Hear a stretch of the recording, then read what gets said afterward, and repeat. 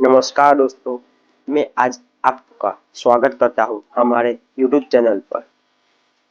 आज हम बात करेंगे नए साल की, विक्रम संवत 2082 की, और इसे कैसे हमें प्रेरणादायक कर सकते हैं। दोस्तों, समय कभी रुकता नहीं है। हर साल, हर दिन हमें नए अवसर, नई उम्मीदें और नए सपने देता है।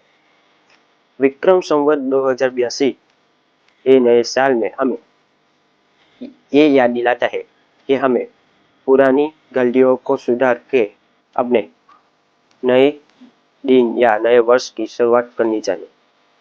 हमारा जीवन भी एक किताब की तरह है, हर साल एक नया अध्याय। अगर पिछला साल परेशानियों में डूबा गया था, तो आने वाला ये नया साल हमें सीख और खुशियाँ का अवसर लेकर आया है। दोस्तों, इस नए साल हमें यह वादा करना चाहिए कि हम अपने गोल तरफ मेहनत करेंगे और नकारात्मक सोच छोड़ेंगे और समझ के लिए काम करेंगे।